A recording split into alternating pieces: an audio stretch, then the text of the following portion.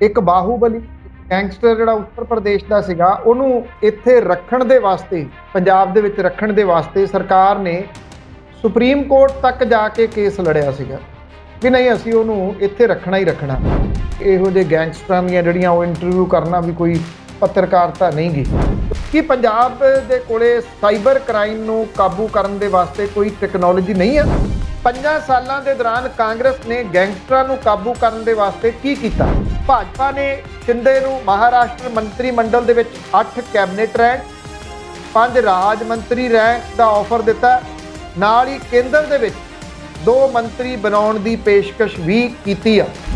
ਜੇ ਲੰਮੇ ਸਮੇਂ ਦੇ ਵਾਸਤੇ ਕੋਈ ਵੀ ਅੰਦੋਲਨ ਕਰਨਾ ਤਾਂ ਉਹਨੂੰ ਜਿਹੜਾ ਹਿੰਸਾ ਤੋਂ ਬਚਾ ਕੇ ਰੱਖਣਾ ਪਊਗਾ। ਫੌਜ ਦੇ ਵਾਸਤੇ ਲੱਗਦਾ ਪ੍ਰੋਗਰਾਮ ਲੀਕਿਆ ਹੀ ਨਹੀਂ ਗਿਆ।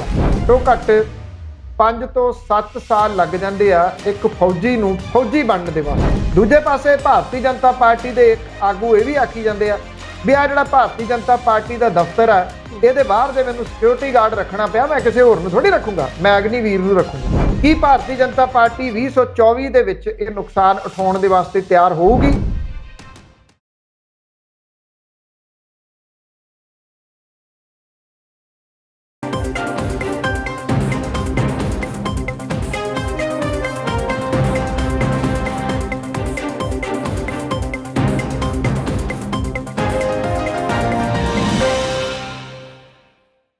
ਸਤਿ ਸ਼੍ਰੀ ਅਕਾਲ। ਤੁਸੀਂ ਦੇਖ ਰਹੇ ਹੋ ਪੰਜਾਬੀ ਨੈਸ਼ਨਲ ਟੀਵੀ ਤੇ ਪ੍ਰੋਗਰਾਮ ਸੱਚੀਆਂ ਤੇ ਖਰੀਆਂ ਪੰਨੂ ਲੈ ਕੇ ਇੱਕ ਵਾਰ ਫਿਰ ਤੋਂ ਹਾਜ਼ਰ ਹੋ ਗਏ ਹਾਂ। ਅੱਜ ਦੇ ਪ੍ਰੋਗਰਾਮ 'ਚ ਫਿਰ ਗੱਲ ਕਰਾਂਗੇ ਕੁਝ ਖਾਸ ਖਬਰਾਂ ਤੇ ਕੁਝ ਅਹਿਮ ਮੁੱਦਿਆਂ ਤੇ ਵਿਚਾਰ ਸਾਂਝੇ ਕਰਾਂਗੇ ਤੁਹਾਡੇ ਨਾਲ ਸੀਨੀਅਰ ਪੱਤਰਕਾਰ ਬਲਤੇਜ ਪੰਨੂ ਹੋਰਾਂ ਦੇ। ਸਤਿ ਸ਼੍ਰੀ ਅਕਾਲ ਪੰਨੂ ਸਾਹਿਬ, ਸਵਾਗਤ ਕਰਦੇ ਹਾਂ ਜੀ ਪ੍ਰੋਗਰਾਮ 'ਚ ਤੁਹਾਡਾ। ਸਤਿ ਸ਼੍ਰੀ ਅਕਾਲ ਜੀ, ਧੰਨਵਾਦ ਜੀ, ਬਹੁਤ ਮਿਹਰਬਾਨੀ। ਪ੍ਰੋਗਰਾਮ ਦੀ ਸ਼ੁਰੂਆਤ ਕਰਦੇ ਹਾਂ ਪੰਜਾਬ ਦੀ ਰਾਜਨੀਤੀ ਤੋਂ। ਕਈ ਖਬਰਾਂ ਆ ਰਹੀਆਂ ਨੇ ਕਿ ਪੰਜਾਬ ਦੇ ਜਿਹੜੇ ਲੀਡਰਸ ਨੇ, ਚਾਹੇ ਉਹ ਅਮਰਪਾਲ ਸਿੰਘ ਬੋਨੀ ਹੈ, ਚਾਹੇ ਓਪੀ ਸੋਨੀ ਹੈ, ਉਹਨਾਂ ਨੂੰ ਧਮਕੀਆਂ ਭਰੇ ਕੋਈ ਫੋਨ ਕਰ ਰਿਹਾ। ਇੱਕਦਮ ਸਾਰਿਆਂ ਨੂੰ ਫੋਨ ਆਉਣ ਲੱਗ ਪਏ, ਇੱਕਦਮ ਇਹ ਖਬਰਾਂ ਸੁਰਖੀਆਂ 'ਚ ਕਿਵੇਂ ਆ ਗਈਆਂ? ਇਹੀ ਸਭ ਤੋਂ ਵੱਡਾ ਐਕਚੁਅਲੀ ਸਵਾਲ ਹੈ, ਕਿਉਂਕਿ ਅਜੇ ਤਾਂ 3 ਮਹੀਨੇ ਨਵੀਂ ਸਰਕਾਰ ਬਣੀ ਨੂੰ ਹੋਏ ਆ ਕਿ ਜਿਹੜੇ ਗੈਂਗਸਟਰ ਨੇ ਉਹ ਇੰਨੇ ਸਟਰੋਂਗ ਕੋਈ 2-3 ਮਹੀਨਿਆਂ ਦੇ ਵਿੱਚ ਹੋ ਗਏ ਕਿ ਉਹਨਾਂ ਨੂੰ ਇਸ ਗੱਲ ਦੀ ਪਰਵਾਹ ਕੋਈ ਨਹੀਂ ਹੈਗੀ। ਕਿਉਂਕਿ ਜਿਹੜੇ ਦੋਨੋਂ ਫੋਨ ਨੇ, ਚਾਹੇ ਉਹ ਬੋਨੀ ਅਜਨਾਲਾ ਨੂੰ ਹੈ ਚਾਹੇ ਓਪੀ ਸੋਨੀ ਨੂੰ ਹੈ, ਉਹ ਕਹਿੰਦੇ ਸਾਨੂੰ ਧਮਕੀ ਇਹ ਦਿੱਤੀ ਜਾ ਰਹੀ ਆ ਕਿ ਅਸੀਂ ਲਾਰੈਂਸ ਬਿਸ਼ਨੋਈ ਗਰੁੱਪ ਦੇ ਹਾਂ ਤੇ ਇੰਨਾ ਪੈਸਾ ਸਾਨੂੰ ਦੇ ਦਿਓ। ਇੱਕ ਜੇ ਤੁਹਾਨੂੰ ਯਾਦ ਹੋਵੇ ਤਾਂ ਕਾਂਗਰਸ ਦੀ ਸਰਕਾਰ ਦੇ ਦੌਰਾਨ ਇੱਕ ਬਾਹੂਬਲੀ ਗੈਂਗਸਟਰ ਜਿਹੜਾ ਉੱਤਰ ਪ੍ਰਦੇਸ਼ ਦਾ ਸੀਗਾ ਉਹਨੂੰ ਇੱਥੇ ਰੱਖਣ ਦੇ ਵਾਸਤੇ, ਪੰਜਾਬ ਦੇ ਵਿੱਚ ਰੱਖਣ ਦੇ ਵਾਸਤੇ ਸਰਕਾਰ ਨੇ ਸੁਪਰੀਮ ਕੋਰਟ ਤੱਕ ਜਾ ਕੇ ਕੇਸ ਲੜਿਆ ਸੀਗਾ ਵੀ ਨਹੀਂ ਅਸੀਂ ਉਹਨੂੰ ਇੱਥੇ ਰੱਖਣਾ ਹੀ ਰੱਖਣਾ। ਜੇ ਇੱਕ ਇੰਟਰਵਿਊ ਤੁਸੀਂ ਸੁਣੀ ਹੋਵੇ, ਮੈਂ ਬਹੁਤਾ ਵੈਸੇ ਜ਼ਿਕਰ ਨਹੀਂ ਉਹਦਾ ਇੰਟਰਵਿਊ ਦਾ ਕਰਨਾ ਚਾਹੁੰਦਾ ਕਿਉਂਕਿ ਮੈਨੂੰ ਇਹ ਲੱਗਦਾ ਹੁੰਦਾ ਕਿ ਇਹੋ ਜਿਹੇ ਗੈਂਗਸਟਰਾਂ ਦੀਆਂ ਜਿਹੜੀਆਂ ਉਹ ਇੰਟਰਵਿਊ ਕਰਨਾ ਵੀ ਕੋਈ ਪੱਤਰਕਾਰਤਾ ਨਹੀਂ ਗੀ, ਕਿਉਂਕਿ ਉਹਨਾਂ ਨੂੰ ਉਭਾਰਨਾ, ਇਹ ਕਿਉਂ ਉਭਾਰਨਾ ਕਿਸੇ ਨੂੰ ਇੰਨਾ। ਪਰ ਉਹਦੇ ਵਿੱਚੋਂ ਇੱਕ ਗੱਲ ਕਹਿੰਦਾ ਉਹ ਜਿਹੜਾ ਰੱਖਿਆ ਸੀ ਉੱਤਰ ਪ੍ਰਦੇਸ਼ ਵਾਲਾ ਕਿ ਉਹ ਥਾਪੜਾ ਦਿੰਦਾ ਸੀਗਾ ਫਲਾਣੇ ਬੰਦੇ ਨੂੰ, ਉਹਨੂੰ ਕਹਿੰਦਾ ਸੀਗਾ ਤੈਨੂੰ ਫਲਾਣੇ ਵਿਅਕਤੀ ਵਾਂਗੂ ਅਸੀਂ ਇੱਕ ਗੈਂਗਸਟਰ ਦੇ ਰੂਪ ਦੇ ਵਿੱਚ ਇੱਥੇ ਖੜਾ ਕਰ ਦਿਆਂਗੇ। ਕੀ ਉਹ ਟ੍ਰੇਨਿੰਗ ਦੇ ਵਾਸਤੇ ਲਿਆਂਦਾ ਹੋਇਆ ਸੀਗਾ? ਇਹ ਸਵਾਲ ਹੈ, ਬਹੁਤ ਵੱਡਾ ਸਵਾਲ ਹੈ ਇਹ। ਨਾਭਾ ਜੇਲ੍ਹ ਬ੍ਰੇਕ ਹੋਇਆ ਸੀਗਾ ਅਕਾਲੀ ਭਾਜਪਾ ਰਾਜ ਦੇ ਵੇਲੇ।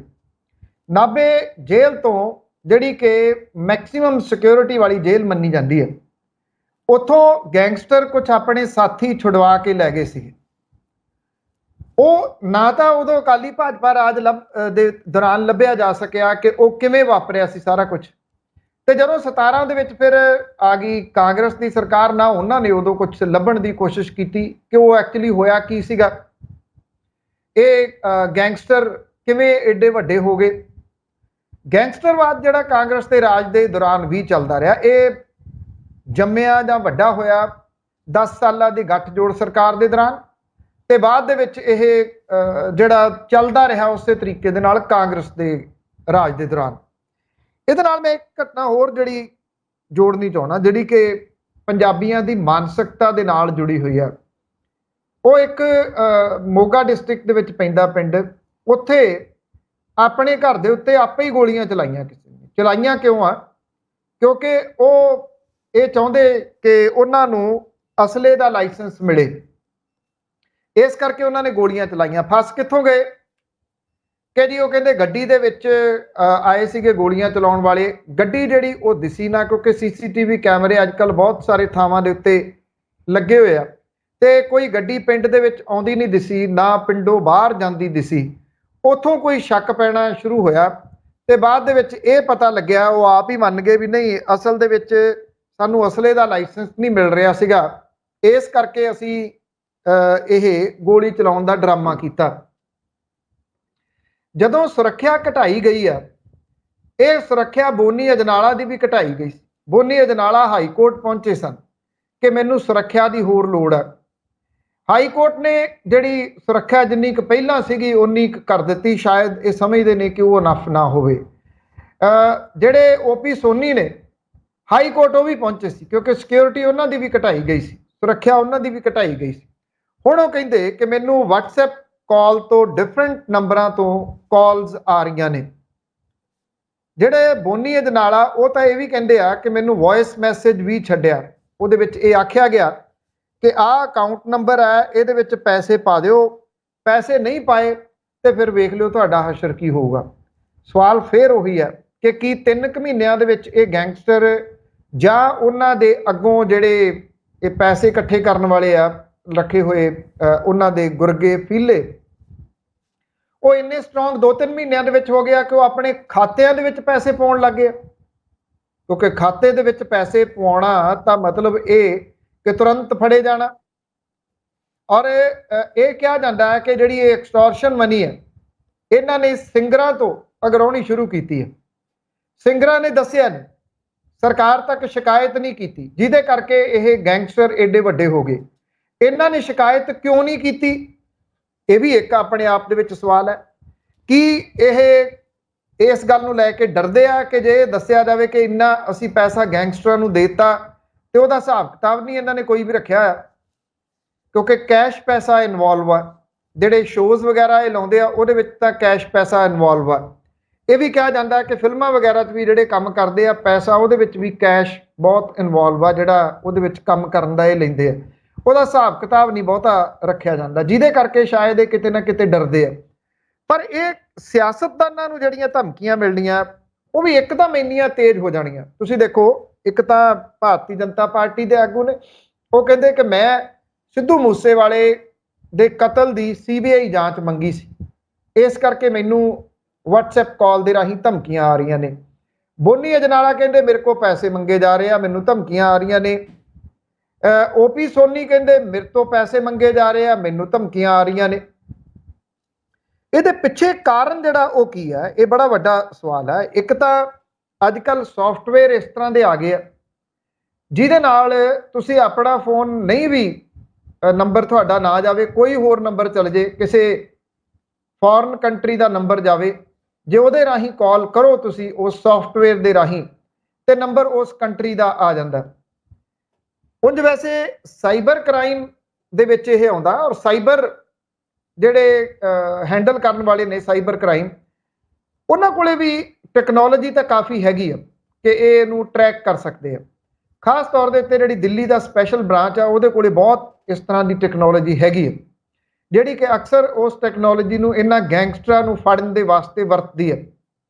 ਕਿ ਪੰਜਾਬ ਦੇ ਕੋਲੇ ਸਾਈਬਰ ਕ੍ਰਾਈਮ ਨੂੰ ਕਾਬੂ ਕਰਨ ਦੇ ਵਾਸਤੇ ਕੋਈ ਟੈਕਨੋਲੋਜੀ ਨਹੀਂ ਆ? ਜੇ ਨਹੀਂ ਆ ਤੇ ਅਫਸਰ ਕਿਉਂ ਨਹੀਂ ਦੱਸਦੇ? ਤੇ ਜੇ ਇਹਨਾਂ ਨੂੰ ਧਮਕੀਆਂ ਆ ਰਹੀਆਂ ਨੇ ਉਹ ਕਿਹੜੇ ਫੋਨਾਂ ਤੋਂ ਆ ਰਹੀਆਂ ਨੇ? ਜੇ ਪੁਲਿਸ ਨੂੰ ਦੱਸਿਆ ਤਾਂ ਪੁਲਿਸ ਜਿਹੜੀ ਆ ਸਾਈਬਰ ਕ੍ਰਾਈਮ ਦੇ ਵਿੱਚ ਇਹਨਾਂ ਨੂੰ ਲੈ ਕੇ ਅੱਗੋਂ ਇਹਨਾਂ ਨੂੰ ਟਰੈਕ ਕਰ ਸਕਦੀ ਹੈ। ਕੀ ਇਹ ਜਿਹੜੀਆਂ ਧਮਕੀਆਂ ਇਹਨਾਂ ਨੂੰ ਪਹਿਲੀ ਵਾਰੀ ਆਈਆਂ ਨੇ? ਇਹ ਸਵਾਲ ਆ ਅਗਲਾ ਕਿ ਇਹਨਾਂ ਨੂੰ ਪਹਿਲਾਂ ਕਾਂਗਰਸ ਦੇ ਰਾਜ ਦੇ ਦੌਰਾਨ ਕਦੀ ਧਮਕੀ ਨਹੀਂ ਸੀ ਆਈ, ਇਹ ਹੁਣੇ ਧਮਕੀਆਂ ਆਉਣੀਆਂ ਸ਼ੁਰੂ ਹੋਈਆਂ ਨੇ? ਕੀ ਸਿੰਗਰਸ ਤੋਂ ਬਾਅਦ ਜਿਹੜੇ ਇਹ ਪੋਲੀਟੀਸ਼ੀਅਨ ਨੇ ਹੁਣ ਉਹਨਾਂ ਤੋਂ ਮਹੀਨਾ ਅਗਰਾਉਣਗੇ ਗੈਂਗਸਟਰ? ਜੇ ਅਗਰਾਉਣਗੇ ਤੇ ਇਹ ਇਸ ਪੱਖੋਂ ਬੜੀ ਵੱਡੀ ਗੱਲ ਹੋਊਗੀ ਕਿ ਕਿਹਾ ਜਾਂਦਾ ਕਿ ਕੋਈ ਗੈਂਗਸਟਰ ਆਪਣੇ ਮਾਂ ਦੇ ਢਿੱਡ ਚੋਂ ਗੈਂਗਸਟਰ ਬਣ ਕੇ ਨਹੀਂ ਨਿਕਲਦਾ। ਜਿਹੜੇ ਹਾਲਾਤ ਨੇ ਉਹਨੂੰ ਇਸ ਤਰ੍ਹਾਂ ਦਾ ਬਣਾ ਦਿੰਦੇ ਆ। ਖਾਸ ਤੌਰ ਦੇ ਉੱਤੇ ਜਿਹੜੇ ਸਿਆਸਤਦਾਨ ਨੇ, ਹਰੇਕ ਕਿਸੇ ਨਾ ਕਿਸੇ ਗੈਂਗਸਟਰ ਦੇ ਪਿੱਛੇ ਕੋਈ ਨਾ ਕੋਈ ਸਿਆਸਤਦਾਨ ਹੈ ਜਾਂ ਸਿਆਸੀ ਪਾਰਟੀ ਹੈ। ਜਿਹੜੇ ਉੱਤਰ ਪ੍ਰਦੇਸ਼ ਵਾਲੇ ਗੈਂਗਸਟਰ ਦੀ ਗੱਲ ਮੈਂ ਤਾਂ ਕੀਤੀ ਸੀ ਵੀ ਜਿਹੜੀਆਂ ਸਿਆਸੀ ਧਿਰਾਂ ਕਿਸੇ ਇੱਕ ਗੈਂਗਸਟਰ ਨੂੰ ਸਿਰਫ ਇਸ ਕਰਕੇ ਸੁਪਰੀਮ ਕੋਰਟ ਤੱਕ ਲੜ ਸਕਦੀਆਂ ਨੇ ਕਿ ਅਸੀਂ ਉਹਨੂੰ ਆਪਣੇ ਸੂਬੇ ਦੇ ਵਿੱਚ ਰੱਖਣਾ। ਬਈ ਕਿਉਂ ਰੱਖਣਾ, ਇਹ ਸਵਾਲ ਹੈ। ਮੇਰੀ ਚਾਚੇ ਇਹ ਸਵਾਲ ਘੱਟੋ ਘੱਟ ਓਪੀ ਸੋਨੀ ਹੋਰਾਂ ਨੂੰ ਹੁਣ ਜ਼ਰੂਰ ਪੁੱਛਿਆ ਜਾਣਾ ਚਾਹੀਦਾ। ਤੁਸੀਂ ਕਿਸ ਚੀਜ਼ ਦੇ ਵਾਸਤੇ ਲੜਦੇ ਰਹੇ ਕਿ ਉਹਨੂੰ ਇੱਥੇ ਅਸੀਂ ਰੱਖਣਾ ਹੀ ਰੱਖਣਾ? ਤੁਸੀਂ ਉਹ ਤੋਂ ਕੀ ਕਰਾਉਣਾ ਸੀ? ਇੱਥੇ 5 ਸਾਲਾਂ ਦੇ ਦੌਰਾਨ ਕਾਂਗਰਸ ਨੇ ਗੈਂਗਸਟਰਾਂ ਨੂੰ ਕਾਬੂ ਕਰਨ ਦੇ ਵਾਸਤੇ ਕੀ ਕੀਤਾ? ਔਰ ਉਹ ਇੰਨੇ ਸਟਰੋਂਗ ਹੋ ਗਏ ਕਿ ਉਹ ਆਪਣੇ ਅਕਾਊਂਟ ਨੰਬਰ ਦੇਣ ਲੱਗੇ ਕਿ ਇਹਨਾਂ ਅਕਾਊਂਟ ਨੰਬਰਾਂ ਦੇ ਵਿੱਚ ਤੁਸੀਂ ਜਿਹੜੇ ਉਹ ਪੈਸੇ ਪਾ ਦਿਓ। ਔਰ ਜਿਹੜਾ ਉਹਦੇ ਪਿੱਛੇ ਉਹ ਰੀਜ਼ਨ ਕੀ ਦੱਸਦੇ ਨੇ, ਕਿਉਂ ਇਹ ਪੈਸੇ ਉਹਨਾਂ ਤੋਂ ਮੰਗ ਰਹੇ ਨੇ? ਜਿੱਥੋਂ ਤੱਕ ਕਰਪਸ਼ਨ ਵਾਲਾ ਮਾਮਲਾ, ਓਪੀ ਸੋਨੀ ਹੋਰਾਂ ਦੇ ਉੱਤੇ ਵੀ ਕਰਪਸ਼ਨ ਦੇ ਬਹੁਤ ਸਾਰੇ ਦੋਸ਼ ਲੱਗਦੇ ਆ, ਔਰ ਦੋਸ਼ ਜਿਹੜੇ ਨੇ ਕਈਆਂ ਦੇ ਉੱਤੇ ਲੱਗ ਰਹੇ ਨੇ। ਇੱਕ ਜੇ ਤੁਸੀਂ ਦੇਖਿਆ ਹੋਵੇ ਤਾਂ ਸਾਬਕਾ ਮੰਤਰੀ ਨੇ ਇੱਥੋਂ ਕਾਕਾ ਰਣਦੀਪ ਸਿੰਘ ਨਾਭਾ, ਉਹਨੇ ਇਹ ਗੱਲ ਕਹੀ ਆ ਕਿ ਖੇਤੀਬਾੜੀ ਮਹਿਕਮੇ ਦੇ ਵਿੱਚ ਬੜੀ ਵੱਡੀ ਕਰਪਸ਼ਨ ਹੋਈ ਆ। ਉਹਨੂੰ ਲੈ ਕੇ ਕਈ ਵਿਧਾਇਕ ਡਰੇ ਫਿਰਦੇ ਨੇ। ਕੁਝ ਹੋਰ ਮਾਮਲੇ ਖੁੱਲੇ ਹੋਏ ਨੇ ਵਿਜੀਲੈਂਸ ਦੇ, ਉਹਨੂੰ ਲੈ ਕੇ ਕਈ ਸਾਬਕਾ ਵਿਧਾਇਕ ਜਿਹੜੇ ਉਹ ਡਰੇ ਹੋਏ ਨੇ। ਓਪੀ ਸੋਨੀ ਉਹਨਾਂ ਦੇ ਖਿਲਾਫ ਵੀ ਇੱਕ ਮਾਮਲਾ ਜਿਹੜਾ ਜੀ ਉਹ ਅਜੇ ਬੇਸ਼ੱਕ ਹਾਈ ਕੋਰਟ ਦੇ ਵਿੱਚ ਉਹ ਚੱਲ ਰਿਹਾ, ਉਹ ਗੋਲੀਆਂ ਦੇ ਨਾਲ ਸੰਬੰਧਿਤ ਮਾਮਲਾ ਇੱਕ ਹੈ, ਉਹਦੇ ਵਿੱਚ ਉਹਨਾਂ ਦਾ ਨਾਮ ਬੋਲਦਾ। ਕੀ ਕਿਤੇ ਇਸ ਤਰ੍ਹਾਂ ਦੀਆਂ ਚੀਜ਼ਾਂ ਦੇ ਵਿੱਚ ਜਿਹੜੇ ਇਨਵੋਲਵ ਨੇ ਉਹਨਾਂ ਕੋਲੋਂ ਇਹ ਐਕਸਟੋਰਸ਼ਨ ਮਨੀ ਤਾਂ ਨਹੀਂ ਮੰਗੀ ਜਾ ਰਹੀ, ਜਾਂ ਇਹ ਧਿਆਨ ਡਾਈਵਰਟ ਕਰਨ ਦੇ ਵਾਸਤੇ ਤਾਂ ਨਹੀਂ ਕਿਹਾ ਜਾ ਰਿਹਾ ਕਿ ਧਿਆਨ ਲਾਂਭੇ ਕਰ ਦਿੱਤਾ ਜਾਵੇ ਤੇ ਇਹਦੀ ਆੜ ਦੇ ਵਿੱਚ ਵੱਡੀ ਸਿਕਿਉਰਿਟੀ ਜਿਹੜੀ ਉਹ ਹਾਸਲ ਕਰ ਲਈ ਜਾਵੇ? ਕੀ ਇਹ ਕਾਰਨ ਨੇ? ਆਈ ਥਿੰਕ ਇਹਦੀ ਗੰਭੀਰਤਾ ਦੇ ਨਾਲ ਘੱਟੋ ਘੱਟ ਜਾਂਚ ਹੋਣੀ ਚਾਹੀਦੀ ਹੈ ਕਿ ਇੱਕ ਜਿਹੜਾ ਲਾਰੈਂਸ ਬਿਸ਼ਨੋਈ ਹੈ ਉਹ ਤਾਂ ਰਿਮਾਂਡ ਦੇ ਉੱਤੇ ਆ ਪੁਲਿਸ ਦੇ, ਔਰ ਉਹ ਪੁਲਿਸ ਉਹਦੇ ਤੋਂ ਬਹੁਤ ਕੁਝ ਕਢਵਾ ਰਹੀ ਹੈ ਜਿੰਨਾ ਕੁਝ ਅਦਾਲਤ 'ਚ ਪੇਸ਼ ਕੀਤਾ। ਕੀ ਉਹ ਇੰਨਾ ਸਟਰੋਂਗ ਹੈ ਕਿ ਉਹਦੇ ਪੁਲਿਸ ਰਿਮਾਂਡ ਦੇ ਉੱਤੇ ਹੋਣ ਦਾ ਉਹਦੇ ਗਰੋਹ ਨੂੰ, ਉਹਦੇ ਗੈਂਗ ਨੂੰ ਕੋਈ ਫਰਕ ਨਹੀਂ ਪੈ ਰਿਹਾ ਤੇ ਉਸੇ ਤਰੀਕੇ ਦੇ ਨਾਲ ਐਕਸਟੋਰਸ਼ਨ ਜਿਹੜੀ ਆ ਉਹ ਉਗਰਾਹੀ ਤੁਰਿਆ ਜਾ ਰਿਹਾ ਜੀ?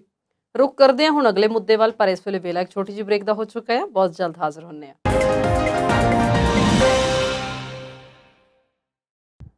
ਬ੍ਰੇਕ ਤੋਂ ਬਾਅਦ ਪ੍ਰੋਗਰਾਮ ਸੱਚੀਆਂ ਤੇ ਖਰੀਆਂ ਪੰਨੂ ਦੀਆਂ ਦੇਖਣ ਵਾਲੇ ਦਰਸ਼ਕਾਂ ਦਾ ਇੱਕ ਵਾਰ ਫਿਰ ਤੋਂ ਸਵਾਗਤ ਕਰਦੇ ਹਾਂ। ਪੰਨੂ ਸਾਹਿਬ, ਗੱਲ ਪੰਜਾਬ ਤੋਂ ਬਾਅਦ ਹੁਣ ਮਹਾਰਾਸ਼ਟਰ ਦੀ ਕਰਦੇ ਹਾਂ। ਮਹਾਰਾਸ਼ਟਰ ਦੇ ਵਿੱਚ ਸਿਆਸੀ ਸੰਕਟ ਚੱਲ ਰਿਹਾ। ਅਸੀਂ ਪਹਿਲਾਂ ਵੀ ਇਹਦੀ ਗੱਲ ਕੀਤੀ ਸੀ। ਜੇ 19 ਕੁ ਸਾਲ ਪਿੱਛੇ ਚੱਲੀਏ ਤਾਂ 2003 ਦੇ ਵਿੱਚ ਯੂਪੀ ਦੇ ਵਿੱਚ ਬੀਜੇਪੀ ਨੇ ਮਾਇਆਵਤੀ ਨੂੰ ਝਟਕਾ ਦਿੱਤਾ ਸੀ ਤੇ ਮੁਲਾਇਮ ਸਿੰਘ ਨੂੰ ਸੀਐਮ ਬਣਾਤਾ ਸੀ। ਕੀ ਇਸੇ ਤਰ੍ਹਾਂ ਦਾ ਇੱਥੇ ਕੁਝ ਇਸ ਵਾਰੀ ਹੋਣ ਵਾਲਾ? ਬਣਾ ਲੇਗੀ ਭਾਜਪਾ ਜਿਹੜੀ ਸਰਕਾਰ ਮਹਾਰਾਸ਼ਟਰ ਦੇ ਵਿੱਚ? ਦੇਖੋ, ਮੈਨੂੰ ਲੱਗਦਾ ਹੈ ਕਿ ਸ਼ਾਇਦ ਬਣਾ ਲੂਗੀ, ਕੋਈ ਸਮੱਸਿਆ ਨਹੀਂ ਆਉਣ ਲੱਗੀ। ਜਦੋਂ ਮਹਾਰਾਸ਼ਟਰ ਦੇ ਵਿੱਚ ਚੋਣਾਂ ਹੋਈਆਂ ਨੇ 19 ਦੇ ਵਿੱਚ, ਜਿਹੜੇ ਦਵਿੰਦਰ ਫੜਨਵੀਸ ਨੇ ਉਹਨਾਂ ਨੂੰ ਤਾਂ ਤੜਕੇ 3:30 ਪੌਣੇ 4 ਸਹੁੰ ਚੁਕਾਤੀ ਸੀ ਰਾਜਪਾਲ ਨੇ, ਬਿਨਾਂ ਵਿਧਾਇਕ ਹੁੰਦਿਆਂ। ਮਤਲਬ ਕਿ ਇਨਫ ਵਿਧਾਇਕ ਹੈ ਹੀ ਨਹੀਂ ਸੀ ਉਹਨਾਂ ਕੋਲੇ। ਜੇ ਉਹਨਾਂ ਨੂੰ ਉਦੋਂ ਸਹੁੰ ਚੁਕਾ ਸਕਦੇ ਆ, ਹੁਣ ਤਾਂ ਖਲਾਰਾ ਹੀ ਵੱਡਾ ਪਿਆ ਹੋਇਆ। ਇਹ ਕਿਹਾ ਜਾ ਰਿਹਾ ਕਿ ਉद्धਵ ਠਾਕਰੇ ਦਾ ਜਿਹੜਾ ਰੋਲ ਹੈ ਉਹ ਆਪਣੇ ਪਿਤਾ ਵਰਗਾ ਹੈ ਨਹੀਂ, ਬਾਲਾ ਸਾਹਿਬ ਠਾਕਰੇ ਵਰਗਾ। ਬਾਲ ਠਾਕਰੇ ਦੇ ਬਾਰੇ ਦੇ ਵਿੱਚ ਇਹ ਕਿਹਾ ਜਾਂਦਾ ਕਿ ਉਹ ਭੜਕ ਬਹੁਤ ਵੱਡੀ ਮਾਰਦਾ ਸੀ। ਇੱਥੇ ਭੜਕ ਕੋਈ ਵੱਜੀ ਨਹੀਂ, ਉਹ ਡਿਫੈਂਸਿਵ ਮੋਡ ਦੇ ਵਿੱਚ ਆ ਗਏ। ਇਹ ਕਹਿਤਾ ਕਿ ਠੀਕ ਹੈ ਮੈਂ ਤਾਂ ਗੱਦੀ ਛੱਡ ਰਿਹਾ, ਸਮਾਨ ਵੀ ਚੁੱਕ ਲਿਆ ਸਰਕਾਰੀ ਨਿਵਾਸ ਤੋਂ, ਲਿਆ ਕੇ ਮਾਤੋ ਸ਼੍ਰੀ ਦੇ ਵਿੱਚ ਰੱਖ ਲਿਆ। ਇਹਦਾ ਇੰਪੈਕਟ ਜਿਹੜਾ ਜੀ ਉਹ ਬਾਗੀਆਂ ਦੇ ਉੱਤੇ ਉਲਟ ਪੈ ਗਿਆ। ਉਹ ਸਮਝਦੇ ਸੀ ਸ਼ਾਇਦ ਏਕਨਾਥ ਸ਼ਿੰਦੇ ਇਹ ਕਹੂਗਾ ਵੀ ਠੀਕ ਹੈ ਮੁੜ ਆਏ ਵੀ ਅਸੀਂ ਤਾਂ, ਤੇ ਦੱਸੋ ਹੁਣ ਕਿਵੇਂ ਕਰਨਾ, ਅੱਗੋਂ ਕਿਹਨੂੰ ਜਿਹੜਾ ਉਹ ਬਣਾਉਣਾ। ਉਹ ਨਹੀਂ ਮੁੜਿਆ, ਬਲਕਿ ਇਹਦੇ ਨਾਲ ਹੋਰ ਜਿਹੜੇ ਉਹਦੇ ਖੇਮੇ ਦੇ ਵਿੱਚ ਰੌਣਕ ਲੱਗਣੀ ਸ਼ੁਰੂ ਹੋ ਗਈ। ਮਹਾਰਾਸ਼ਟਰ ਦੇ ਵਿੱਚ ਮਹਾ ਵਿਕਾਸ ਅਘਾੜੀ ਸਰਕਾਰ ਦਾ ਡਿੱਗਣਾ ਲਗਭਗ ਤੈਅ ਆ। ਗੁਹਾਟੀ ਦੇ ਵਿੱਚ ਏਕਨਾਥ ਸ਼ਿੰਦੇ ਨੇ 42 ਸ਼ਿਵ ਸੈਨਿਕ ਤੇ 7 ਆਜ਼ਾਦ ਉਮੀਦਵਾਰਾਂ ਦੇ ਨਾਲ ਫੋਟੋ ਜਾਰੀ ਕਰਕੇ ਸ਼ਕਤੀ ਪ੍ਰਦਰਸ਼ਨ ਕੀਤਾ। ਇਹਦੇ ਤੋਂ ਬਾਅਦ ਸ਼ਿਵ ਸੈਨਾ ਨੇਤਾ ਸੰਜੇ ਰਾਉਤ ਨੇ ਇਹ ਗੱਲ ਕਹੀ ਹੈ ਕਿ ਅਸੀਂ ਐਨਸੀਪੀ ਤੇ ਕਾਂਗਰਸ ਦੇ ਨਾਲੋਂ ਗੱਠਜੋੜ ਤੋੜਨ ਲਈ ਤਿਆਰ ਹੈ। ਸ਼ਿੰਦੇ ਮੁੰਬਈ ਆ ਕੇ ਉद्धਵ ਠਾਕਰੇ ਦੇ ਨਾਲ ਗੱਲਬਾਤ ਕਰੇ। ਸਰਕਾਰ ਗਠਨ ਤੇ ਅੱਗੋਂ ਦੀ ਪ੍ਰਕਿਰਿਆ ਨੂੰ ਲੈ ਕੇ ਮਹਾਰਾਸ਼ਟਰ ਭਾਜਪਾ ਦੇ ਵਿੱਚ ਵੀ ਬੈਠਕ ਚੱਲ ਰਹੀ ਹੈ। ਭਾਜਪਾ ਨੇ ਸ਼ਿੰਦੇ ਨੂੰ ਮਹਾਰਾਸ਼ਟਰ ਮੰਤਰੀ ਮੰਡਲ ਦੇ ਵਿੱਚ 8 ਕੈਬਨਿਟ ਰੈਂਕ, 5 ਰਾਜ ਮੰਤਰੀ ਰੈਂਕ ਦਾ ਆਫਰ ਦਿੱਤਾ। ਨਾਲ ਹੀ ਕੇਂਦਰ ਦੇ ਵਿੱਚ 2 ਮੰਤਰੀ ਬਣਾਉਣ ਦੀ ਪੇਸ਼ਕਸ਼ ਵੀ ਕੀਤੀ ਆ। ਇਹ ਤੋਂ ਪਹਿਲਾਂ ਬਾਗੀ ਨੇਤਾ ਏਕਨਾਥ शिंदे ने एक चिट्ठी शेयर की आ। चिट्ठी संजय शिरसाट ने लिखी आ। ਇਹਦੇ ਵਿੱਚ ਸਾਰੇ ਵਿਧਾਇਕਾਂ ਦੀਆਂ ਭਾਵਨਾਵਾਂ ਦੱਸੀਆਂ ਗਈਆਂ ਨੇ। ਚਿੱਠੀ 'ਚ ਲਿਖਿਆ ਕਿ ਸ਼ਿਵ ਸੈਨਾ ਵਿਧਾਇਕਾਂ ਦੇ ਲਈ ਤੁਹਾਡਾ ਦਰਵਾਜ਼ਾ ਹਮੇਸ਼ਾ ਬੰਦ ਰਹਿੰਦਾ ਸੀਗਾ। ਤੁਸੀਂ ਇਹਨਾਂ ਵਿਧਾਇਕਾਂ ਦੀ ਸੁਣਦੇ ਹੀ ਨਹੀਂ ਸੀ। ਸ਼ਿੰਦੇ ਹਮੇਸ਼ਾ ਵਿਧਾਇਕਾਂ ਦੀ ਸੁਣਦੇ ਸੀਗੇ ਤੇ ਅੱਗੇ ਵੀ ਸੁਣਦੇ ਰਹਿਣਗੇ। ਇਹ ਚਿੱਠੀ ਦੇ ਵਿੱਚ ਲਿਖਿਆ ਹੋਇਆ ਕਿ ਵਰਸ਼ਾ ਬੰਗਲੇ ਦੇ ਦਰਵਾਜ਼ੇ ਸੱਚੀ ਮੁੱਚੀ ਜਨਤਾ ਦੇ ਵਾਸਤੇ ਖੋਲ ਦਿੱਤੇ ਗਏ ਆ। ਬੰਗਲੇ ਦੇ ਉੱਤੇ ਭੀੜ ਵੇਖ ਕੇ ਖੁਸ਼ੀ ਹੋਈ ਆ। ਪਿਛਲੇ 2.5 ਸਾਲਾਂ ਤੋਂ ਉਹਨਾਂ ਨੇ ਇਹ ਕਿਹਾ ਕਿ ਸ਼ਿਵ ਸੈਨਾ ਵਿਧਾਇਕ ਦੇ ਤੌਰ ਦੇ ਉੱਤੇ ਸਾਡੇ ਲਈ ਇਹ ਦਰਵਾਜ਼ੇ ਬੰਦ ਸੀ। ਅਸੀਂ ਸਾਨੂੰ ਇਸ ਤਰ੍ਹਾਂ ਦੇ ਲੋਕ ਚਲਾ ਰਹੇ ਸੀ ਜਿਨ੍ਹਾਂ ਲੋਕਾਂ ਨੇ ਨਹੀਂ ਸੀ ਚੁਣਿਆ। ਇਹ ਲੋਕ ਵਿਧਾਨ ਪ੍ਰੀਸ਼ਦ ਤੇ ਰਾਜ ਸਭਾ ਦੇ ਰਾਹੀਂ ਆਏ ਸੀਗੇ। ਇਹ ਕਿਹਾ ਗਿਆ ਕਿ ਸਾਨੂੰ ਹਰਾਉਣ ਤੇ ਰਾਜ ਸਭਾ ਤੇ ਵਿਧਾਨ ਸਭਾ ਪ੍ਰੀਸ਼ਦ ਚੋਣ ਦੀ ਰਣਨੀਤੀ ਤੈਅ ਦਾ ਕੰਮ ਕਰ ਰਹੇ ਸੀਗੇ। ਇਹਦਾ ਨਤੀਜਾ ਸਿਰਫ ਮਹਾਰਾਸ਼ਟਰ ਨੇ ਵੇਖਿਆ। ਸ਼ਿਵ ਸੈਨਾ ਵਿਧਾਇਕ ਦੇ ਰੂਪ ਦੇ ਵਿੱਚ ਅਸੀਂ ਵਰਸ਼ਾ ਬੰਗਲੇ ਤੱਕ ਸਿੱਧੀ ਪਹੁੰਚ ਸਾਨੂੰ ਨਹੀਂ ਮਿਲੀ। ਮੁੱਖ ਮੰਤਰੀ ਮੰਤਰਾਲੇ ਦੀ 6ਵੀਂ ਮੰਜ਼ਲ ਦੇ ਉੱਤੇ ਸਾਰਿਆਂ ਨੂੰ ਮਿਲਦੇ ਸੀ। ਸਾਡੇ ਲਈ ਕੋਈ ਜਗ੍ਹਾ ਨਹੀਂ ਸੀ ਕਿਉਂਕਿ ਸਾਡੇ ਲਈ ਕੋਈ ਮੰਤਰਾਲੇ ਨਹੀਂ ਸੀਗੇ। ਕਈ ਵਾਰੀ ਉਹਨਾਂ ਨੇ ਕਿਹਾ ਕਿ ਜਿਹੜਾ ਚੋਣ ਕਮਿਸ਼ਨ ਹੈ ਉਹਦੇ ਕੰਮ ਬਾਕੀ ਮੁੱਦਿਆਂ ਨਿੱਜੀ ਸਮੱਸਿਆਵਾਂ ਦੇ ਵਾਸਤੇ ਸੀਐਮ ਨੂੰ ਮਿਲਣ ਦੇ ਬਾਰ-ਬਾਰ ਜਿਹੜਾ ਸੀਗਾ ਉਹ ਆਖਿਆ, ਪਰ ਉਹਨਾਂ ਦਾ ਫੋਨ ਹੀ ਰਿਸੀਵ ਨਹੀਂ ਸੀ ਹੁੰਦਾ। ਉਹ ਕਹਿੰਦਾ ਕਿ ਆਖਰ ਅਸੀਂ ਥੱਕ ਕੇ ਚਲੇ ਜਾਂਦੇ। ਸਾਡਾ ਸਵਾਲ ਇਹ ਆ ਕਿ ਤੁਸੀਂ ਵਿਧਾਇਕਾਂ ਦੇ ਨਾਲ ਇਸ ਤਰ੍ਹਾਂ ਦਾ ਬੇਇੱਜ਼ਤੀ ਕਰਨ ਵਾਲਾ ਵਿਹਾਰ ਕਿਉਂ ਕੀਤਾ। ਵਿਧਾਇਕਾਂ ਦੇ ਨਾਲ ਇਸ ਤਰ੍ਹਾਂ ਦਾ ਵਿਹਾਰ ਜਿਨ੍ਹਾਂ ਨੇ 3-3 4-4 ਲੱਖ ਜਿਹੜੇ ਵੋਟਰ ਨੇ ਉਹ ਚੁਣਦੇ ਨੇ ਉਹਨਾਂ ਦੇ ਨਾਲ ਕੀਤਾ ਗਿਆ। ਜਿਹੜੀਆਂ ਹੁਣ ਤੱਕ ਦੀਆਂ ਅਪਡੇਟ ਨੇ ਉਹਦੇ ਵਿੱਚ ਸ਼ਿਵ ਸੈਨਾ ਨੇ ਦੋਸ਼ ਇਹ ਲਾਇਆ ਕਿ ਉਹਦੇ ਵਿਧਾਇਕਾਂ ਨੂੰ ਗੁਹਾਟੀ ਦੇ ਵਿੱਚ ਜਿਹੜਾ ਉਹ ਕੈਦੀ ਬਣਾ ਕੇ ਰੱਖਿਆ ਗਿਆ ਔਰ ਸੀਐਮ ਘਰ ਦੇ ਬਾਹਰ ਸੂਰਤ ਤੋਂ ਭੱਜ ਕੇ ਆਏ ਵਿਧਾਇਕ ਨਿਤਿਨ ਦੇਸ਼ਮੁਖ ਦੇ ਨਾਲ ਪਾਰਟੀ ਨੇ ਪ੍ਰੈਸ ਕਾਨਫਰੰਸ ਕੀਤੀ ਹੈ। ਵਿਧਾਇਕਾਂ ਦੇ ਵਾਂਗੂ ਸ਼ਿਵ ਸੈਨਾ ਦੇ 19 ਦੇ ਵਿੱਚੋਂ 9 ਸੰਸਦ ਵੀ ਉਦਵ ਦਾ ਸਾਥ ਛੱਡ ਸਕਦੇ ਆ। ਇਹਨਾਂ ਦੇ ਵਿੱਚੋਂ ਏਕਨਾਥ ਸ਼ਿੰਦੇ ਦੇ ਮੁੰਡੇ ਸ਼੍ਰੀਕਾਂਤ ਸ਼ਿੰਦੇ, ਥਾਣੇ ਲੋਕ ਸਭਾ ਸੰਸਦ ਰਾਜਨ ਵਿਚਾਰੇ, ਵਾਸ਼ਿਮ ਦੀ ਸੰਸਦ ਭਾਵਨਾ ਗਵਲੀ ਤੇ ਨਾਗਪੁਰ ਦੀ ਰਾਮਟੇਕ ਸੀਟ ਤੋਂ ਕਿਰਪਾਲ ਤਮਾਨੇ ਦੇ ਨਾਮ ਸਾਹਮਣੇ ਆਏ ਨੇ। ਜਦੋਂ ਸੱਤਾ ਦੇ ਵਿੱਚ ਤਬਦੀਲੀ ਆਊਗੀ ਕਈ ਹੋਰ ਸੰਸਦ ਏਕਨਾਥ ਸ਼ਿੰਦੇ ਦੇ ਸਮਰਥਨ ਦੇ ਵਿੱਚ ਆ ਜਾਣਗੇ। ਕਾਂਗਰਸ ਦੀ ਪ੍ਰਿਯੰਕਾ ਗਾਂਧੀ ਵਾਡਰਾ ਮੁੰਬਈ ਪਹੁੰਚੀ ਆ। ਹਾਲਾਂਕਿ ਕਿਹਾ ਜਾ ਰਿਹਾ ਕਿ ਇਹ ਉਹਦੀ ਨਿੱਜੀ ਯਾਤਰਾ ਹੈ, ਪਰ ਸੂਤਰਾਂ ਦੇ ਅਨੁਸਾਰ ਮਹਾਰਾਸ਼ਟਰ ਕਾਂਗਰਸ ਦੇ ਪ੍ਰਧਾਨ ਨਾਨਾ ਪਟੋਲੇ ਦੇ ਨਾਲ ਉਹ ਮੁਲਾਕਾਤ ਕਰ ਸਕਦੀ ਹੈ ਤੇ ਲੇਟੈਸਟ ਸਿਚੁਏਸ਼ਨ ਜਿਹੜੀ ਆ ਉਹ ਉਹਨਾਂ ਤੋਂ ਪੁੱਛ ਸਕਦੀ ਹੈ। ਐਨਸੀਪੀ ਵਿਧਾਇਕਾਂ ਦੀ ਬੈਠਕ ਦੇ ਵਿੱਚ ਸ਼ਰਦ ਪਵਾਰ ਨੇ ਵਿਧਾਇਕਾਂ ਨੂੰ ਆਖਿਆ ਕਿ ਅਸੀਂ ਸ਼ਿਵ ਸੈਨਾ ਦੇ ਨਾਲ ਆ। ਸੱਤਾ ਜਾਣ ਤੋਂ ਬਾਅਦ ਅਗਲੀ ਲੜਾਈ ਦੇ ਵਾਸਤੇ ਸਾਰਿਆਂ ਨੂੰ ਤਿਆਰ ਰਹਿਣਾ ਚਾਹੀਦਾ। ਸੂਤਰਾਂ ਦੇ ਅਨੁਸਾਰ ਕੁਝ ਸਮੇਂ ਤੋਂ ਬਾਅਦ ਬਾਗੀ ਗੁੱਟ ਵਿਧਾਇਕਾਂ ਦੀ ਚਿੱਠੀ ਵਾਲਾ ਦਖਸਤਾ ਵਾਲੀ ਇੱਕ ਚਿੱਠੀ ਜਿਹੜੀ ਆ ਉਹ ਰਾਜਪਾਲ ਨੂੰ ਭੇਜੀ ਜਾਊਗੀ। ਮੁੱਖ ਮੰਤਰੀ ਦੇ ਸਰਕਾਰੀ ਜਿਹੜਾ ਬੰਗਲਾ ਹੈ ਉਹ ਛੱਡਣ ਤੋਂ ਬਾਅਦ ਐਨਸੀਪੀ ਨਾਰਾਜ਼ ਹੋ ਗਈ ਹੈ ਔਰ ਐਨਸੀਪੀ ਨੇ ਇਹ ਗੱਲ ਕਹੀ ਆ ਕਿ ਉਹ ਸਰਕਾਰੀ ਨਿਵਾਸ ਛੱਡਣਾ ਨਹੀਂ ਸੀ ਚਾਹੀਦਾ। ਇਹਦੇ ਨਾਲ ਮੈਸੇਜ ਜਿਹੜਾ ਇਹ ਗਿਆ ਕਿ ਤਾਂ ਡਰਪੋਕ ਨੇ। ਮਹਾਰਾਸ਼ਟਰ ਦੇ ਵਿੱਚ ਸਿਆਸੀ ਘਮਸਾਨ ਦੇ ਵਿੱਚ ਮਮਤਾ ਬੈਨਰਜੀ ਦੀ ਪਾਰਟੀ ਤ੍ਰਿਣਮੂਲ ਕਾਂਗਰਸ ਦੀ ਐਂਟਰੀ ਹੋ ਗਈ ਆ। 41 ਸ਼ਿਵ ਸੈਨਾ ਤੇ 9 ਆਜ਼ਾਦ ਵਿਧਾਇਕਾਂ ਦੇ ਨਾਲ ਏਕਨਾਥ ਸ਼ਿੰਦੇ ਜਿਸ ਹੋਟਲ ਦੇ ਵਿੱਚ ਠਹਿਰੇ ਆ ਉਹਦੇ ਬਾਹਰ ਤ੍ਰਿਣਮੂਲ ਕਾਂਗਰਸ ਦੇ ਜਿਹੜੇ ਵਰਕਰ ਨੇ ਉਹਨਾਂ ਨੇ ਪ੍ਰਦਰਸ਼ਨ ਕੀਤਾ। ਇਹਨਾਂ ਦਾ ਇਹ ਕਹਿਣਾ ਸੀਗਾ ਕਿ ਵਿਧਾਇਕਾਂ ਦੀ ਖਰੀਦੋ ਫਰੋਖਤ ਕੀਤੀ ਜਾ ਰਹੀ ਆ, ਇਹਨੂੰ ਰੋਕਿਆ ਜਾਵੇ। ਪਿਛਲੇ 12 ਘੰਟੇ ਦੇ ਵਿੱਚ ਸ਼ਿਵ ਸੈਨਾ ਦੇ 5 ਤੇ 2 ਆਜ਼ਾਦ ਵਿਧਾਇਕ ਮਹਾਰਾਸ਼ਟਰ ਤੋਂ ਗੁਹਾਟੀ ਪਹੁੰਚੇ ਆ। ਇਹਦੇ ਵਿੱਚ ਗੁਲਾਬ ਰਾਓ ਪਾਟਿਲ, ਯੋਗੇਸ਼ ਕਦਮ, ਸਦਾ ਸਵਰਕਰ, ਯੋਗੇਸ਼ ਪਵਾਰ, ਮੰਗੇਸ਼ ਕੁਲਾਂਕਰ ਜਿਹੜੇ ਉਹ ਸ਼ਾਮਲ ਨੇ। ਸਿਆਸੀ ਸੰਕਟ ਤੋਂ ਬਾਅਦ ਉਧਵ ਠਾਕਰੇ ਨੇ ਮਾਤੋਸ਼ਰੀ ਦੇ ਵਿੱਚ ਪਾਰਟੀ ਦੇ ਵੱਡੇ ਨੇਤਾਵਾਂ ਦੀ ਬੈਠਕ ਬੁਲਾਈ ਹੈ। ਇਹਦੇ ਵਿੱਚ ਅਸਤੀਫਾ ਦੇਣ ਦੇ ਉੱਤੇ ਫੈਸਲਾ ਲਿਆ ਜਾ ਸਕਦਾ। ਮਹਾਰਾਸ਼ਟਰ ਦੇ ਵਿੱਚ ਕਈ ਜਗ੍ਹਾ ਦੇ ਉੱਤੇ ਭਾਜਪਾ ਦੇ ਦਵਿੰਦਰ ਫੜਨਵੀਸ ਨੂੰ ਮੁੱਖ ਮੰਤਰੀ ਦੀਆਂ ਸ਼ੁਭ ਕਾਮਨਾਵਾਂ ਦੇਣ ਵਾਲੇ ਪੋਸਟਰ ਲੱਗ ਵੀ ਗਏ ਆ।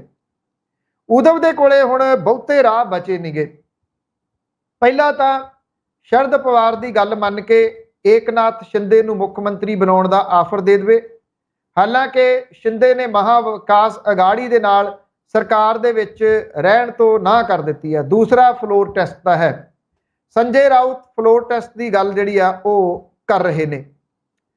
ਮਹਾਰਾਸ਼ਟਰ ਦੇ ਵਿੱਚ ਸਿਆਸੀ ਜਿਹੜੀ ਇਹ ਉਠਕ ਬੈਠਕ ਸ਼ੁਰੂ ਹੋਈ ਆ, ਇਹਦਾ ਮਾਮਲਾ ਸੁਪਰੀਮ ਕੋਰਟ ਤੱਕ ਵੀ ਪਹੁੰਚ ਗਿਆ। ਕਾਂਗਰਸ ਨੇਤਾ ਜੈ ਠਾਕੁਰ ਨੇ ਅਦਾਲਤ ਨੂੰ ਇਹ ਗੱਲ ਕਹੀ ਆ ਕਿ ਜਿਹੜੇ ਵਿਧਾਇਕ ਬਗਾਵਤ ਕਰਨ ਉਹਨਾਂ ਦੇ ਉੱਤੇ ਚੋਣ ਲੜਨ ਦੇ ਉੱਤੇ 5 ਸਾਲ ਤੱਕ ਦੀ ਰੋਕ ਲੱਗ ਜਵੇ। ਇਹ ਜਿਹੜੀ ਅਦਾਲਤ ਦੇ ਵਿੱਚ ਇਸ ਵੇਲੇ ਸੁਣਵਾਈ ਦੇ ਅਧੀਨ ਹੈ। ਇਹ ਸਭ ਕਾਸੇ ਦੇ ਜਿਹੜਾ ਉਹ ਚੱਲਦੇ ਆ। ਊਧਵ ਨੇ ਮੁੱਖ ਮੰਤਰੀ ਦਾ ਜਿਹੜਾ ਸਰਕਾਰੀ ਨਿਵਾਸ ਹੈ ਉਹ ਛੱਡ ਦਿੱਤਾ। ਉਹਨੇ ਇਹ ਗੱਲ ਕਹੀ ਕਿ ਸ਼ਿੰਦੇ ਤੂੰ ਮੇਰੇ ਨਾਲ ਗੱਲ ਕਰ, ਮੈਂ ਸੀਐਮ ਦੀ ਕੁਰਸੀ ਸ਼ਿਵ ਸੈਨਾ ਦੇ ਅਹੁਦਾ ਛੱਡਣ ਦੇ ਵਾਸਤੇ ਤਿਆਰ ਹੈ। ਸਵਾਲ ਜਿਹੜਾ ਨਾ ਜੀ ਸਭ ਤੋਂ ਵੱਡਾ ਇਹੀ ਆ ਕਿ ਇਸ ਸਭ ਕਾਸੇ ਦੇ ਪਿੱਛੇ ਕੀ ਰਾਸ਼ਟਰਪਤੀ ਚੋਣ ਹੈ, ਇੱਕ। ਦੂਜਾ ਸਵਾਲ ਇਹ ਕਿ ਕੀ ਜਿਹੜੀ ਸ਼ਿਵ ਸੈਨਾ ਉਹਦਾ ਹਿੰਦੂਤਵ ਦੇ ਏਜੰਡੇ ਤੋਂ ਲਾਂਭੇ ਜਾਣਾ ਇਹ ਸਭ ਕਾਸੇ ਦਾ ਇੱਕ ਕਾਰਨ ਬਣਿਆ।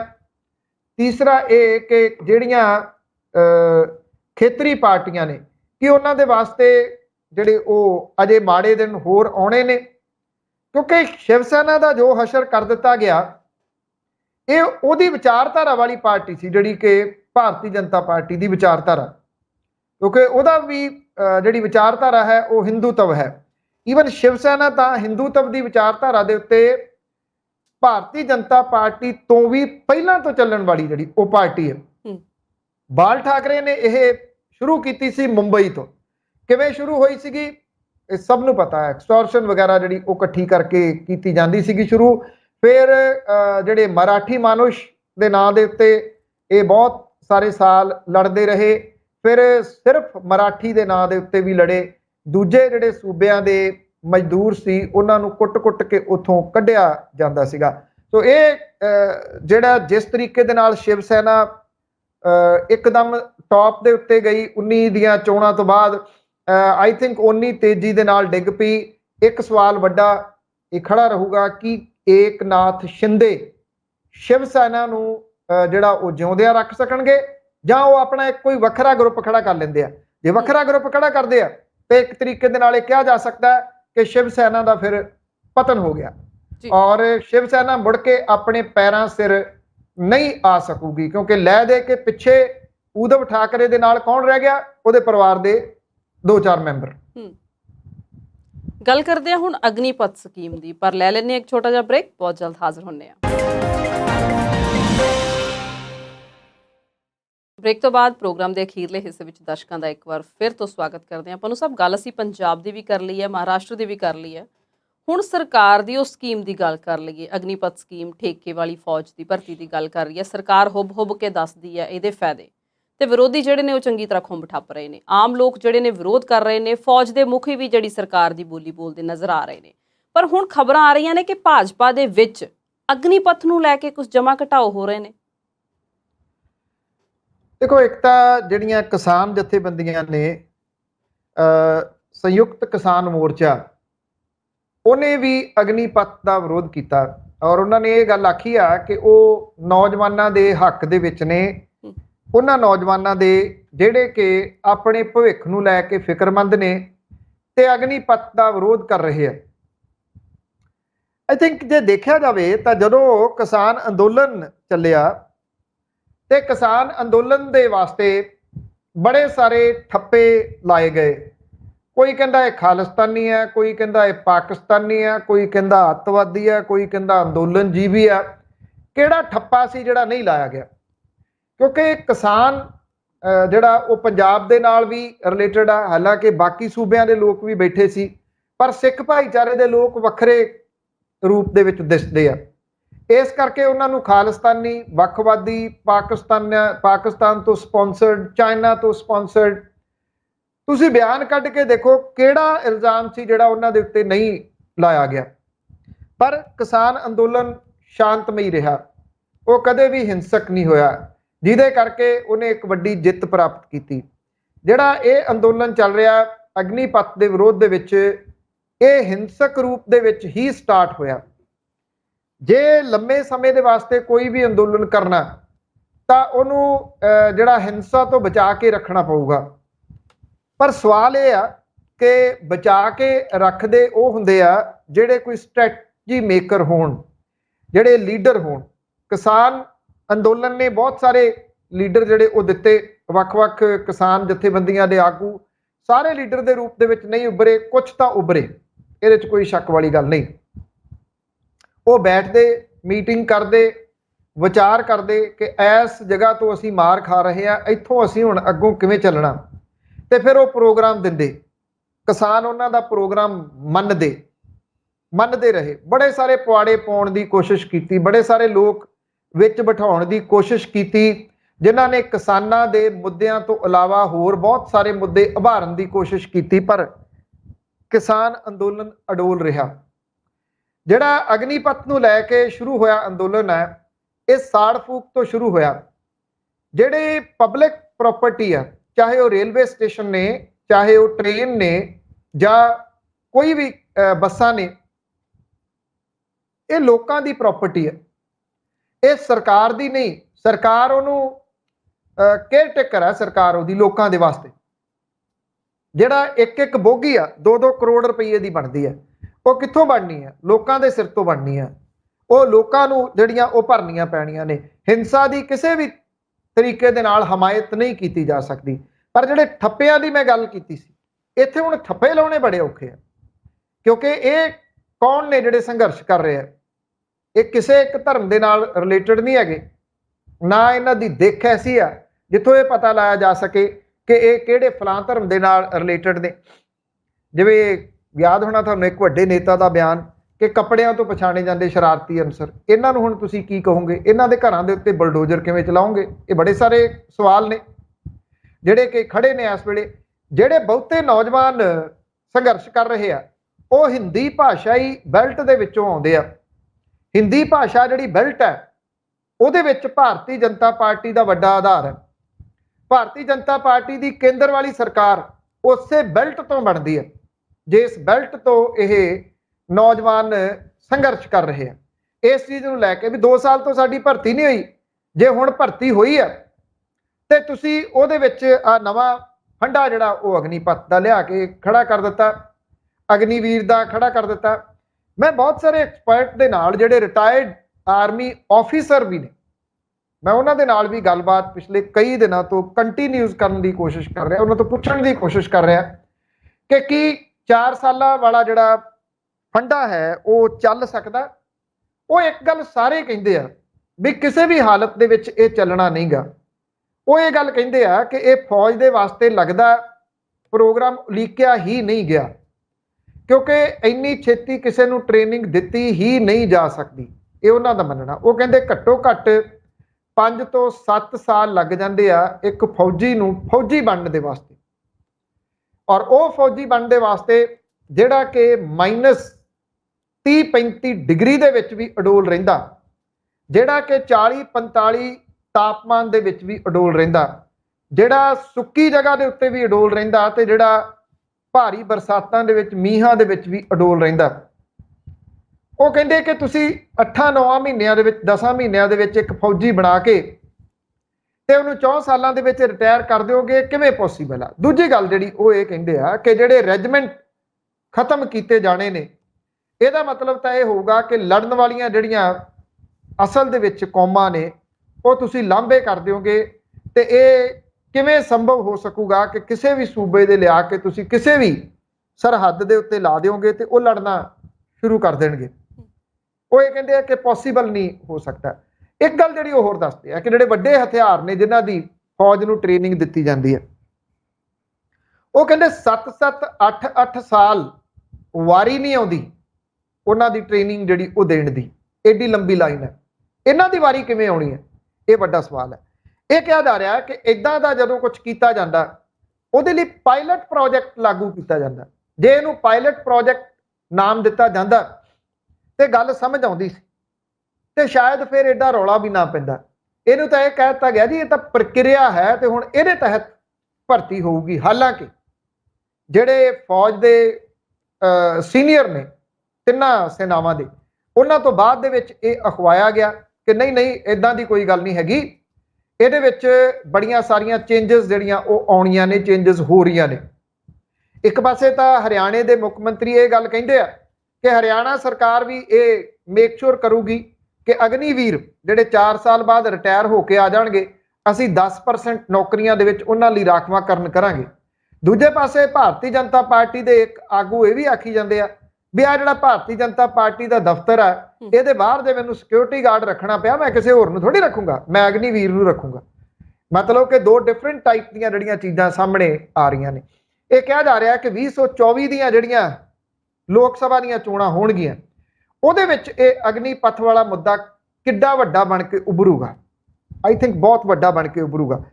ਇੱਕੋ ਇੱਕ ਜਿਹੜੀ ਗੱਲ ਦਾ ਡਰ ਹੈ ਕਿ ਇਹ ਜਿਹੜਾ ਚੱਲ ਰਿਹਾ ਸੰਘਰਸ਼ ਹੈ ਇਹ ਕਿਤੇ ਹਿੰਸਕ ਹੀ ਨਾ ਚੱਲੀ ਜਾਵੇ।